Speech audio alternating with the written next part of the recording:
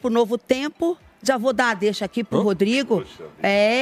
Muito obrigada aos irmãos da Novo Tempo, do grupo da Novo Tempo, por ter liberado o Rodrigo Silva para estar aqui hoje com a gente. Prazer revê-la, na verdade. A gente se conheceu uma vez lá no NASP, no Cevisa, já tem algum tempo isso. E até brinquei aqui nos bastidores que a Mara saiu da Bahia, mas a Bahia não saiu da Mara, né? Ah, não. Porque dá uma nostalgia ouvir você falando, porque eu fiz teologia na Bahia, em Cachoeira de São Félix, perto de Feira de Santana. Inclusive, sábado agora eu estarei de volta lá para o aniversário da universidade lá, o Uniaene. Aonde, sábado? Sábado no Uniaene, em Cachoeira de São Félix, perto de Feira de Santana. Internato, Olha aí, os meus conterrâneos vão receber essa bênção. E quando você fala, vem toda a nostalgia daquela época agradável. Quando eu tô tranquila, o sotaque vem. Quando eu não tô muito tranquila, aí perde o sotaque. Então hoje você tá tranquila. Hoje eu tô. Hoje eu tô. Ele que é arqueólogo, escritor, teólogo e alcança milhões de seguidores. É um ser humano que o talento, assim, que o sucesso persegue ele. Agora nós temos um vídeo especial para Rodrigo Silva. Roda aí, prepara, surpresa, Rodrigo. eu não sabia. Rodrigo Silva, arqueólogo, teólogo, professor e apresentador. Ele nasceu em Belo Horizonte em 1970. O mineiro de 54 anos foi criado em um lar católico. Observador, Silva prestava atenção à maneira como o padre falava durante a missa. E talvez você aí de casa não saiba, mas um grande comunicador que nos deixou saudades nesse ano, Silvio Santos, sempre foi uma referência para Rodrigo, que já se enxergava na televisão um dia. A Bíblia tem as mesmas histórias dela registradas em outros documentos não bíblicos? A resposta é sim. No início de sua carreira, atuou como assistente em uma afiliada do SBT e frequentou programas e projetos de rádio logo em seus primeiros passos profissionais. Rodrigo Silva é um teólogo e arqueólogo muito conhecido por seu trabalho que integra fé e ciência. Ossos são submetidos a carbono 14, usa-se o carbono 14 quando é material orgânico. Com conhecimento vasto na Bíblia Sagrada, os números por ele atingidos impressionam. Para o sul, saindo do Egito. Então eles vieram naquela direção. São 8 livros escritos e muitos deles se tornaram best-seller. Mais de 300 participações nos principais podcasts do Brasil. Seu canal no YouTube conta com mais de 3 milhões de inscritos e os números de visualizações ultrapassam mais de 370 milhões. Seu Instagram, mais de 2 milhões e 700 mil seguidores. Com teus cursos online, sua base de conhecimento já foi levada a mais de 70 mil alunos. Atualmente, Rodrigo é diretor do MAB, Museu de Arqueologia Bíblica do UNASP, Centro Universitário Adventista de São Paulo, e mentor da plataforma A Bíblia Comentada. Também apresenta pela TV Novo Tempo o documentário semanal Evidências. Ele é casado com Laura Salles. E conosco hoje no Programa da Maravilha, temos a honra de receber Rodrigo Silva. Poxa, obrigado. Parabéns ao jornalista, ou à jornalista que fez a pesquisa. Locução. Samuel, obrigado, Paixão. Honra minha de poder narrar a sua história. Olha, detalhes ali que... Nem lembrava. Nem lembrava.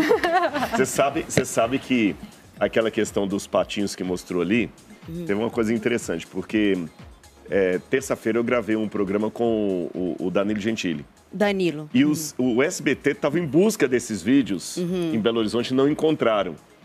E lá eu ia falar pela primeira vez mostrando, e acabou não mostrando, e aqui virou a primeira vez então. Que o meu primeiro programa foi... Então passamos na frente do Danilão. Aí, Danilão, um abraço pra você.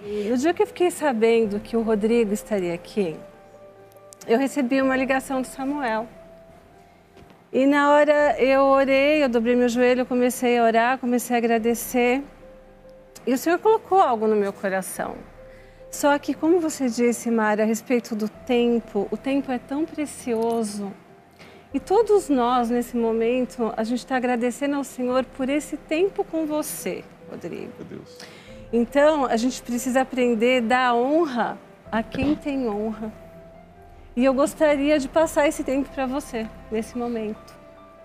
Muito bom. Para que você pudesse entregar para a gente uma mensagem e que cada um de nós possa aprender com você, porque a gente só pode levantar para ensinar quando a gente senta para aprender. Então, todos nós aqui estamos sedentos por te ouvir. Puxa. Já falo agora sim, então? Fala, e fala Então, inclusive desse livro aqui, ó, que Então, eu já vou até botar fazer na uma cabeceira coisa. da minha cama, diário. Esse livro é um devocional. diário. Se eu soubesse, eu tinha trazido mais para vocês, mas eu vou depois dar um jeito de pegar o endereço e mandar. Esse é um devocional diário que eu preparei para 2025, para que todos os dias a pessoa possa ler uma passagem da Bíblia e uma meditação. Posso abrir uma aqui Pode aleatoriamente? abrir. Exatamente. Tem o Trovão de Deus e o Discípulo Amado. Caiu um pouquinho, 9 de setembro. O que você falaria do Trovão de Deus? Bom, aí no caso eu tenho que lembrar o que eu escrevi, Aham. né? Ou se a gente... Ai, gostei disso, viu? Cada dia tem uma mensagem. Tem uma mensagem. Eu também preciso de óculos. Precisa de óculos? Oi? Você precisa de óculos? Hoje eu não quero trouxe minha meu lente, mas óculos. eu tô bem aqui. E Vamos depois aqui. eu quero ver do dia de hoje. Hoje é dia... 17, né? Vê o dia de hoje, então. 17 o dia de outubro. hoje, Então vamos ver qual 17. que está no dia 17 de Isso. outubro. 17 de outubro. Ah. Clame a Deus. O título é Clame a Deus. Das profundezas clamo a ti, Senhor. Salmo 130, verso 1. Existem lindas orações em forma de poesia. Contudo, há momentos na vida em que a prece se torna mais do que um poema devocional diário. Ela vira um gemido inexprimível, como o do autor do Salmo 130. Conhecendo o deserto de Israel, eu imagino que as profundezas que ele menciona se refiram a desfiladeiros e buracos que inspiram terror, sem esperança de resgate para quem cai neles. Sua experiência se assemelha àquela vivida pelo alpinista Aron Ralston, que conta sua história, que a sua história inspirou o filme 127 Horas, enquanto 127 Horas. Enquanto escalava os estreitos desfiladeiros do deserto de Utah, nos Estados Unidos, uma pedra de meia tonelada se soltou e caiu sobre o seu braço direito. Por 6 dias, Aaron se manteve vivo graças ao seu autocontrole e à convicção de que apenas a lucidez o sustentaria. Suas únicas provisões eram uma mochila contendo 1 litro d'água, 2 sanduíches e uma barra de chocolate. Foi após um ataque de fúria que ele teve a dolorida ideia de amputar o seu próprio braço com um canivete, quebrando em seguida o osso para se libertar e buscar ajuda. Antes disso, ele deixou seu nome e a sua data de nascimento gravados em uma pedra, caso alguém encontrasse o seu corpo. Eu sei que não é fácil, mas às vezes é preciso adotar uma atitude radical para romper com aquilo que nos prende. Aaron superou seus limites para compartilhar a sua história com o mundo. Quem ele seria em um mundo com mais de 8 bilhões de pessoas? Se não fosse por sua experiência traumática, muito provavelmente o seu nome não seria citado nesse devocional. Alguém poderia argumentar: se Deus permite meu sofrimento para que eu eventualmente me torne famoso, prefiro 1000 vezes ser anônimo. Uau.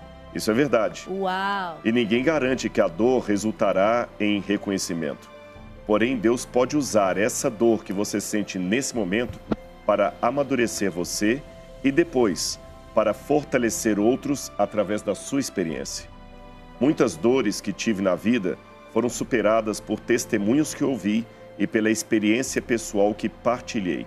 Portanto, se hoje você está sofrendo, clame ao Senhor, assim como o salmista. Aguardo o Senhor e a minha alma o aguarda. Eu espero em sua palavra. Salmo 130, verso 5. Ou seja, espere no Senhor. Sabe, eu louvo a Deus pelo carinho de vocês, pessoas que eu acabei de conhecer. E eu costumo dizer, Mara e todos vocês aqui, meus irmãos e irmãs, que humildade não é a menina bonita dizer que é feia, nem o rapaz inteligente dizer que é burro. Você não é mais responsável pelos dons que você tem do que pela cor dos seus olhos. E imagine que esse lenço lindo que a Mara está usando verde aqui fosse dado para alguém muito especial e fosse um lenço caríssimo. Será que agora, por uma questão de humildade, ela vai guardar o lenço no guarda-roupa e nunca usá-lo? Pelo contrário, a melhor maneira que você tem de honrar quem lhe dá um presente é usar o presente. E quando ela usa o lenço verde, e alguém chega e fala assim: Mara, que lenço maravilhoso e chique, hein? É da marca tal. Ela fala: foi fulano de tal que me deu.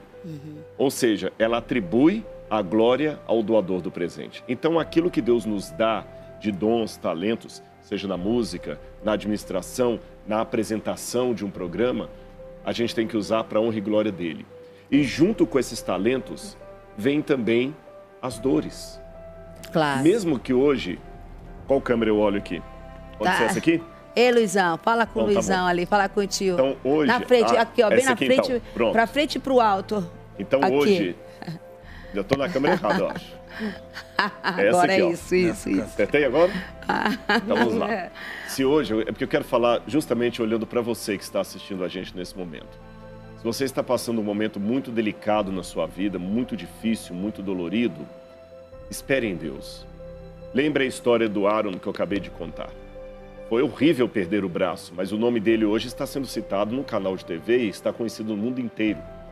Se aquela dor que Deus está permitindo você passar hoje se tornar o testemunho que vai salvar alguém daqui a alguns anos, aceite com firmeza essa provação.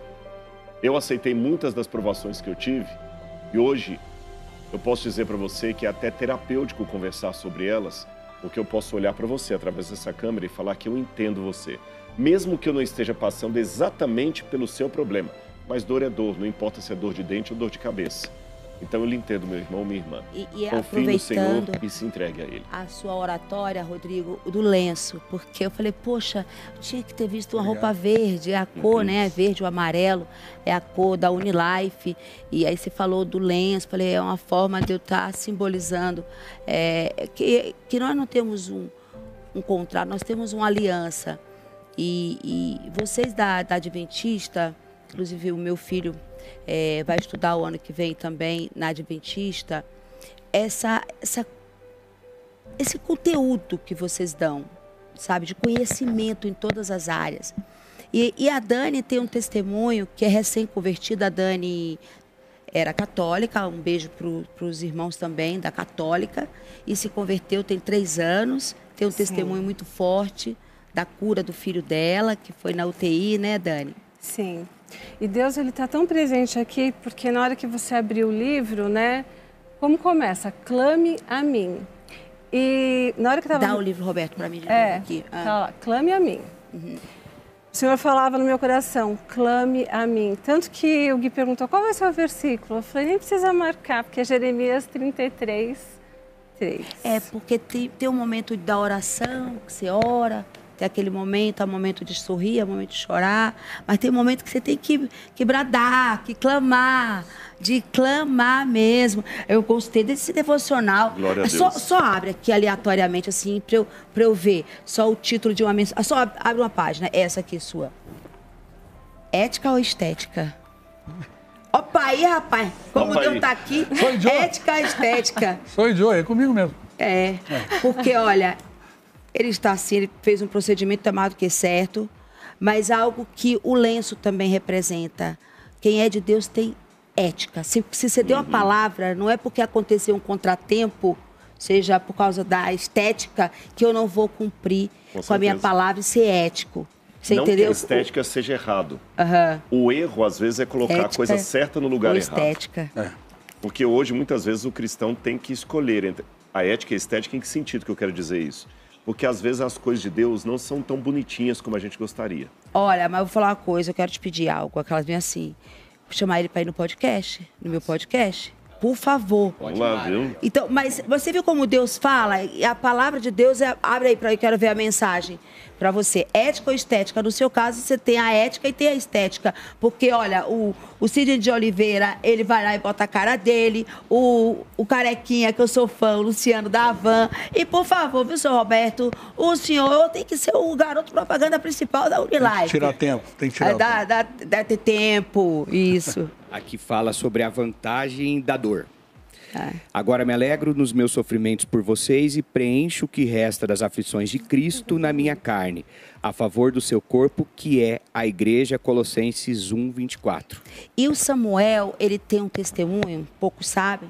O Samuel é um ótimo filho, que o paizinho dele, o seu Samuel, ele é Júnior, porque o pai é Samuel. Exato. Queria que você desse um spoiler. Olha, eu falo que eu sou muito privilegiado, assim, Rodrigo, pela família no qual eu nasci, né? Não nasci numa família rica, assim, né? Financeiramente. Em dinheiro, financeiramente, mas abastecida, assim, de muito amor. Não tem quem, né, Mar? Vai lá em casa, Fabinho, que tá aqui também, um amigo. Mas o seu e pai, se sinta bem. Meu pai, ele é cadeirante, né? Ele sempre foi cadeirante. Sempre foi. Ele nasceu sempre foi. Com uma paralisia infantil. A minha avó teve ele e minha Olha tia. Ele. Beijo, meus amores. Aí, ó. Com deficiência física. E, assim, meu pai, eu sou muito ligado a trabalho, a Mara sabe disso, porque eu sempre vi o meu pai, assim, trabalhando muito, sabe? Mesmo cadeirante. Mesmo cadeirante, ele andava de bengala, depois passou a ter que andar de cadeira de rodas, mas eu sempre flagrava a cena, enquanto criança, brincando ali no quintal, do meu pai de ônibus indo trabalhar. O Luizinho, que era o motorista, ali ajudando ele a subir no ônibus para ir trabalhar. Então, quem sou eu, sadio, assim, tudo mais, para ter preguiça de trabalhar? Então, os nossos pais são os nossos exemplos. Um beijo para a Dona Su. E a minha mãe, eu falo que é a mais vitoriosa de tudo isso, porque ela sabia da missão que não seria tão fácil casar com alguém que é cadeirante, porque a gente não pode romantizar isso. E eles são há 40 anos casados. É uma união que eu nunca presenciei, Rodrigo, Roberto, Dani, uma briga. Nunca presenciei qualquer discussão. O Samuel sabe? é convertido, os pais são católicos, Isso. mas é uma família linda. E meu irmão, né? Quero o Daniel mandar... também. É o Daniel também. Só nome bíblico, né? Samuel, Daniel. Deus ouve. Deus ouve. Deus ouve. Daniel, Deus é meu juiz. É isso. Gabriel, meu marido, é o quê? Gabriel significa o varão de Deus. E Miguel, que é o meu filho? Ninguém é como Deus. Ninguém é como Deus. E Eita! e sabe Mara? Depende. Mara amarga. Mas sabe que... eu posso falar rapidinho disso aqui, que é interessante? Deve. Na Bíblia, o nome era tão forte que naquela cultura do Antigo Testamento e do Novo Testamento também, eles não escolhiam o nome da pessoa porque é bonitinho, porque soava bem, era pelo significado.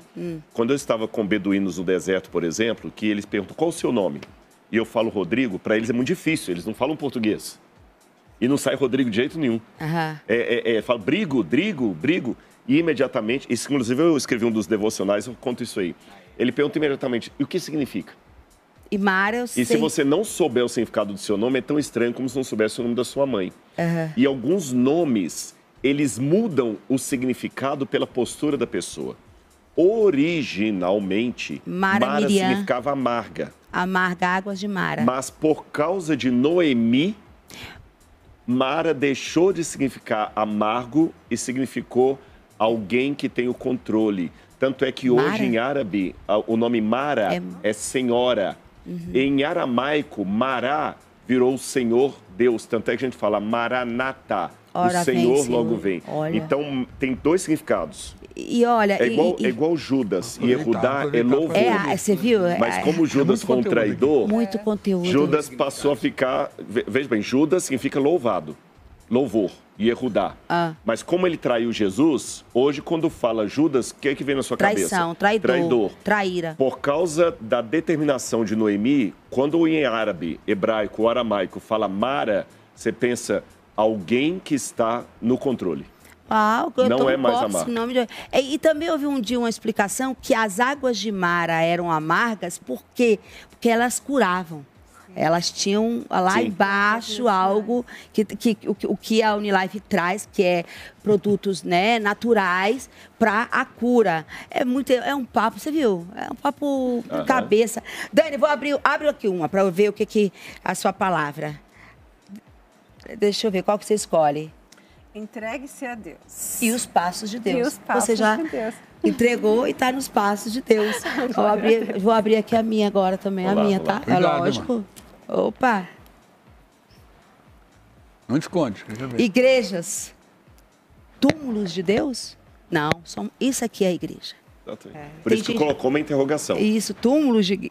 Então a pessoa fala, porque o pai é católico, o outro é da Batista, da Assembleia, porque aqui é o nosso público, porque é da Adventista, porque é da Assembleia, porque é da congregação. Mas o que importa é do amor, porque Deus, ele é, acima de tudo, amor. Deus é amor. E é isso aqui que a gente está movimentando para chegar na sua casa, para você abrir a sua mente, seu coração e e entregar a tua vida por completa a esse Deus que a gente faz questão de estar aqui, pregação e cultura. E no off aqui nós comentamos sobre a questão da inteligência artificial, né, da IA, que tem crescido muito. E até eu não sabia, mas o Rodrigo falou de uma situação que aconteceu, né, de uma pregação que foi totalmente 100%, né? Foi na Alemanha. Em IA. E eu gostaria de saber a sua opinião em torno desse tema. Vou falar o que aconteceu, aí depois eu dou minha opinião. Okay. O que aconteceu foi que uma igreja na Alemanha se reuniu para um culto. A TV foi colocada, eles já sabiam que não seria um pregador convencional. E apareceu um pastor pregando, do ponto de vista homilético, um senhor sermão. Só que o pregador não existia, foi gerado por inteligência artificial e o sermão foi feito pela inteligência artificial. Porque hoje a inteligência artificial, se eu quiser que ela escreva um livro, se eu falar assim, olha, eu quero um livro, a biografia da Mara Maravilha. Você coloca lá, em poucos minutos ela vai trazer um prontinho, já separado em capítulo e tudo mais. Qual a minha opinião sobre isso? Eu vou dar uma opinião espiritual e uma opinião social. A opinião, vou começar pela social, depois eu vou pela espiritual. Social. Estou diante de alguém que trabalha com saúde, o que você não usa do corpo atrofia. Concorda comigo? Se você não usa, atrofia. Se você não vai para academia, você vai ficando flácido. Perfeito. Se você não usa o cérebro, ele também atrofia. Então, aquela questão, o exercício que eu faço para falar um outro idioma também cria sinapses, ou seja, junções mentais, que se eu deixar de fazer isso para usar o celular para traduzir para mim, eu vou estar deixando de exercitar o meu cérebro. Ele vai ficar sedentário, preguiçoso. Aí, dessa preocupação, eu já vou para a preocupação espiritual. Por não utilizar o meu cérebro, ele vai ficando mais fácil de ser dominado por uma entidade externa. No caso específico do sermão e do culto, até onde eu saiba de tudo que eu li na Bíblia, Espírito Santo batiza pessoas, não máquinas. Eu até brinquei assim, Espírito Santo usa gente. Às vezes abre uma exceção para usar uma jumenta não é isso? Mas é uma situação excepcional, que a jumenta foi usada ali, mas Espírito Santo batiza pessoas. Então, por mais que o sermão seja brilhante do ponto de vista homilético, da qualidade, do conteúdo, mas não tem o poder. É igual ao batismo. Tira o Espírito Santo e o que é água se não água? Aparentemente, tudo igual, né? Tudo igual. Aí vem a minha preocupação escatológica para fechar o triângulo dessa resposta. Então, deu uma resposta social, espiritual e fechando o triângulo. Eu não sou sensacionalista, mas eu também observo os sinais dos tempos. Nós temos um defeito sistêmico enquanto seres humanos, que nós não somos geralmente treinados para observar a história enquanto em curso. Nós só a percebemos a posteriori. Por exemplo, muitos pais chegam e falam assim, onde é que eu errei com meu filho? Ele fala isso, quando o menino já está com 17 anos, quebrado, ele não percebeu o processo. Bacana. Você deve ter muitas pessoas da área de saúde que falam assim, onde é que eu errei que eu estou com tanto problema de saúde? Ele percebe depois que os problemas vêm. Olha, a Bispa Sônia Hernandes e a filha dela, a nossa CEO, a Bispa Fernanda Hernandes, ela falou assim, são só 18 verões. São só? 18 verões. Entendeu? O seu filho, você vai levando. As férias vai ser do jeito que o papai, que a mamãe quer. Mas quando chega no 18, aí ele vai falar, não, vai ser como eu quero. E aí você não tem tempo para Deus, você está perdendo tempo. Exatamente. Tá? Eu conheço muita gente que fala, mas eu não tenho tempo, eu trabalho muito. Está perdendo tempo. Tá jogando, como diz assim, correndo, né? Correndo. Tem tempo demais para as coisas importantes, não para as coisas essenciais. Exatamente. E o seu questionamento, Roberto? Não, eu ia falar porque a gente está assistindo na televisão aí toda essa batalha entre Israel e volta ali. E assim, ele está sempre por lá, ele tá falando para mim que às vezes tem que mudar toda eu iria falar no mês que vem, não vou mais. Assim, com a tua experiência, o que você vê? Onde é que vai chegar isso? Espiritualmente isso? Tem alguma... Bom, pegando uma carona nessa questão que a gente falou de não perceber a história só depois que passa. Enquanto cristãos, devemos observar os cumprimentos da profecia enquanto em curso. E o que está acontecendo agora? Guerra sempre houve no mundo. Concorda comigo? Fome sempre houve no mundo. Guerra em Israel sempre houve. Em que sentido, então, essas coisas podem ser um sinal que Jesus em breve voltará? Eu tenho uma hipótese. A globalidade dos eventos. Se vocês olharem bem, antes do Covid-19, o último evento mundial do planeta Terra foi o dilúvio. Do dilúvio até a Covid, nenhum evento foi mundial. A gente fala Segunda Guerra Mundial, mas não foi mundial. A Angola não participou da Segunda Guerra Mundial, a África do Sul não participou. A gente fala a peste negra pegou a Europa. Até a divisão da história universal, Idade Antiga, Idade Moderna, Idade Medieval, não teve Idade Média na China. Agora, o Apocalipse desenha os quadros finais em termos literalmente globais. O anticristo vai dominar o mundo inteiro. A volta de Jesus será um evento visto no mundo inteiro. O último reavivamento do Espírito Santo vai ser mundial. Então, hoje estamos vendo acontecimentos, seja de ordem social, econômica ou política, que são literalmente mundiais. Se estourar uma guerra agora mundial, diferente da Primeira e Segunda Guerra, essa será de fato mundial, que vai envolver o mundo inteiro como o Covid. Jesus está perto de voltar. Roberto, eu vou te pedir para que você adore, porque é tempo de adorar, orar e clamar. Deus falou muito, tipo, não tem como... se você tá quente, bota para ferver. Já tô quente, né? Ou você tá frio, ou você tá quente, ou tá... morno não dá. Se tá quente, maravilha. Mas fica mais quente ainda, bota mais graus, tal. Mas, preparo para você cantar, me trouxe a sensibilidade daqueles dois. Me ajuda aí, que eu conheço a Bíblia... sabe, mais aqui para mim, para eu pôr em prática. Aqueles dois que andavam e Jesus chegou do lado e falava com eles e eles não perceberam que era Jesus. E depois, aonde foi? Caminho de Emaús. É Cleófas e o nome do outro não é mencionado no Evangelho. E eles estavam desanimados, pensando que tudo tinha perdido porque Jesus foi crucificado e morreu. Com pressa. A internet deixa a gente com pressa. E Jesus está aqui, ó. Tá do lado falando. Aí depois, aquela tarde, eu peguei o avião, vim do Paraná, para ali, para aquele programa. Eu queria estar com o Rodrigo e tal. Deus está falando, a Mara, o que a Mara está falando? Saiu ali do SBT, da Record, tá na Rede Gospel e tal. E Jesus está aqui, ó, falando, a internet correndo. A gente não está nem prestando atenção. Aí, daqui a pouco, era Deus falando comigo. Como é que eu não percebi? Agora que caiu...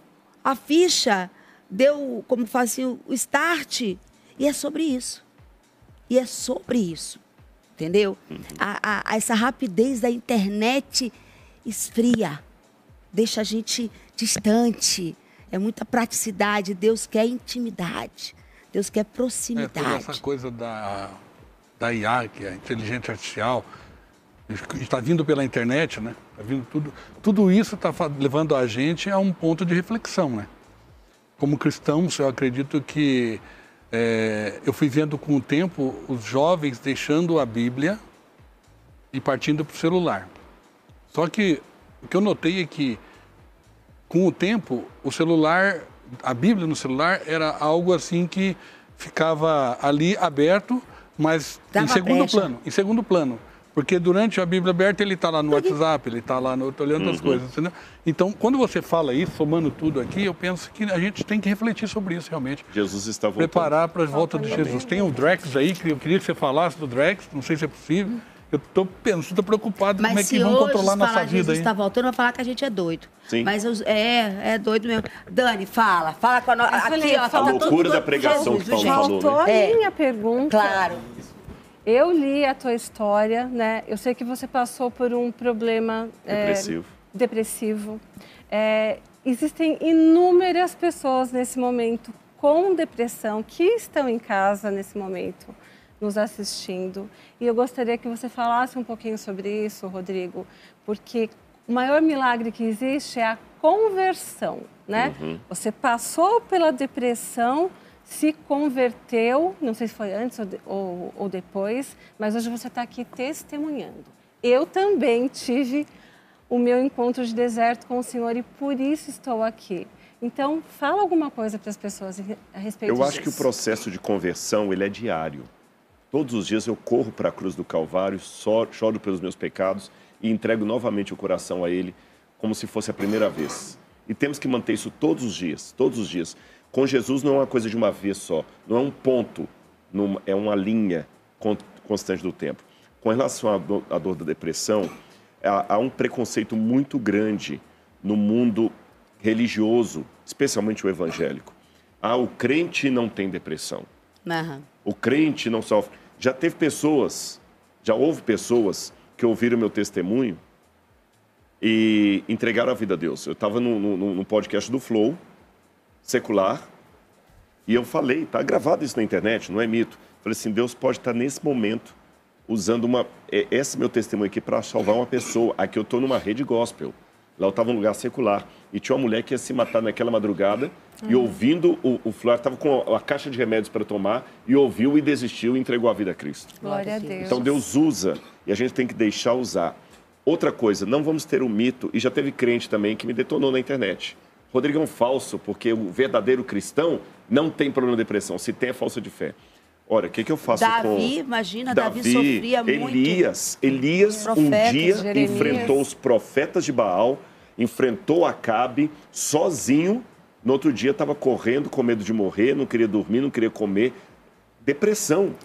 Então, há momentos que o cristão tem altos e baixos. Tem um livro antigo, que infelizmente ele não é editado mais, era da editora Vida Nova, chamado da editora Vida Nova ou da Betânia, não lembro mais qual das duas. A Cura dos Traumas Emocionais, de David Simmons. Esse livro deveria voltar a ser publicado, mas sabe? Esse devocional diário tem aqui, inclusive um vai deles nos aí que eu coloco o mito da urgência e eu coloco também o direito de dizer tá doendo. Tá doendo. Tá doendo, porque eu percebi uma coisa e fecho minha resposta com essa analogia aqui, olhando para vocês. O próprio Deus se humanizou. Ele estava no alto do Monte Sinai e o povo com medo dele. O que ele falou com Moisés? Moisés, eles estão com medo da minha glória. Vamos fazer o seguinte, faz uma tenda para mim lá no meio, que eu vou descer e vou habitar no meio deles. No Novo Testamento diz que o verbo se fez carne e habitou no meio de nós. Na verdade, eu também dou esse testemunho que a Dani, a primeira coisa que ela contou para mim, ela falou assim, eu não faço nada sem consultar o Senhor. E se Deus fala, eu nem questiono, eu obedeço.